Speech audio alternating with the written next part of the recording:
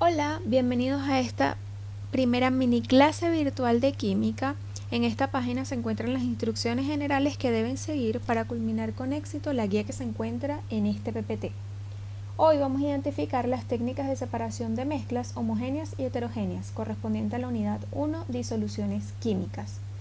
Las mezclas son consideradas unión de dos o más sustancias. Esas sustancias son soluto, disolvente o solvente. El soluto es aquel que se encuentra menos abundante y el disolvente el que se encuentra más abundante. Por ejemplo, una mezcla de una cucharada de azúcar con una taza de agua. En este caso el soluto va a ser la cucharada de azúcar y el disolvente el agua. Estas mezclas también pueden ser homogéneas y heterogéneas. En el caso de homogéneas no se puede diferenciar a simple vista los componentes, por ejemplo, agua y vinagre. En las heterogéneas, por el contrario, sí. Un ejemplo de ellas puede ser agua y aceite. Para considerar cualquier técnica de separación, tenemos que evaluar las propiedades físicas de las sustancias, como por ejemplo la densidad, el punto de ebullición, la atracción magnética, la solubilidad y la temperatura. Pero también debemos tomar en cuenta el estado de agregación de los componentes. En este caso puede ser sólido, líquido o gas. Para el caso de una mezcla sólido-sólido tenemos dos métodos. El tamizado, que emplea un tamiz o colador que retiene las partículas más gruesas. Por ejemplo, si es una mezcla de arena y piedras, la arena pasa a través del tamiz y la piedra queda retenida. Y el electromagnetismo, que utiliza un imán que retiene el material magnético y el otro material queda en el envase donde se encontraba la mezcla. Para el caso de mezcla sólido-líquido tenemos como primera técnica la decantación. El material más denso se precipita al fondo, por ejemplo una mezcla de agua y arena. La arena se va al fondo y el agua queda en la parte superior. Pero esta técnica también la vamos a ver más adelante en las mezclas líquido-líquido. Por otro lado tenemos la centrifugación muy aplicada para las muestras de sangre, donde a través de un aparato llamado centrífuga y con rotación a muy alta velocidad se separan por capas los componentes de la sangre. El más denso se va al fondo y el menos denso queda en las capas superiores. Otra técnica es la filtración, donde se utiliza un filtro que detiene la fase sólida. En este caso, cuando filtramos café, es un claro ejemplo. Tenemos también la cristalización, donde se encuentra un sólido disuelto en un líquido. Ese líquido se calienta y al calentarse se evapora, quedando el sólido en el envase. Un ejemplo, agua y azúcar. Si calentamos y el agua se evapora, nos quedan los cristales de azúcar en el envase. Para las mezclas líquido-líquido tenemos el primer proceso, que es la destilación. En este caso, dos líquidos con diferentes puntos de ebullición. El líquido que tenga menor punto de ebullición se va a evaporar primero. En este caso, el punto de ebullición, recordamos que es el paso de estado líquido a estado gaseoso. Otra técnica es la decantación para mezclas líquido-líquido. En este caso, el material más denso se precipita al fondo y el menos denso queda en la parte superior. Un ejemplo, agua y aceite.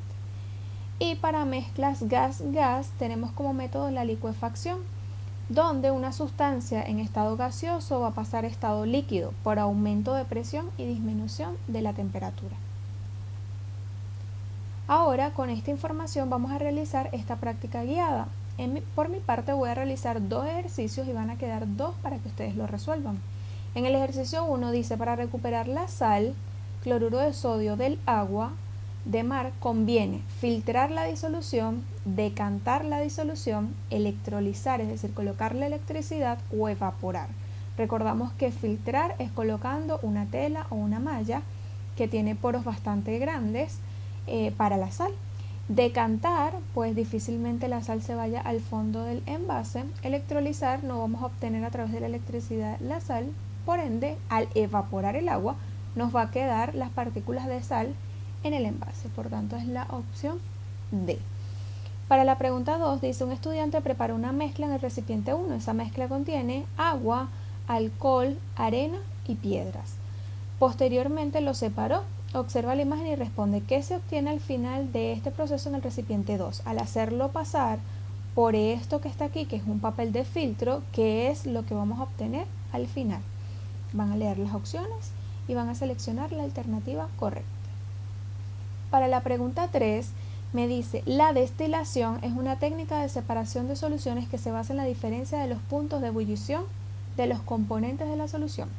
Si se tiene una solución conformada por 3 líquidos, 1, 2 y 3, como se muestra en el cuadro, y se destila la mezcla, el orden en que se destilan los componentes es, fíjense los puntos de ebullición, la primera destila a 180 grados, la segunda a 50 grados centígrados y la tercera a 90. Es decir, que aquella que tenga menor punto de ebullición va a ser la primera que se va a destilar. Luego sigue la que tiene 90 grados centígrados y por último la de 180, es decir que la alternativa correcta es la opción B. Luego en la pregunta 4 indica, Juan desea separar los componentes de una mezcla sólida utilizando la técnica del tamizado. Para esto, Juan debe tener en cuenta el tamaño de las partículas, los pesos moleculares de las sustancias, los puntos de fusión de los distintos sólidos o los puntos de ebullición. Entonces allí tienen la pregunta 2 y 4 para resolver. Y luego van a realizar esta práctica independiente donde van a indicar la técnica de separación que emplearías en cada uno de los siguientes casos. Del lado derecho tienen imágenes referenciales de los componentes que tienen del lado izquierdo. Entonces allí van a colocar qué técnica aplicarían para separar vinagre en agua, por ejemplo, clavos pequeños en arena, agua salada, etc.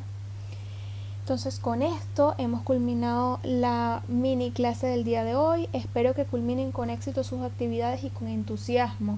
Los espero en una próxima clase. Un abrazo fuerte, cuídense mucho.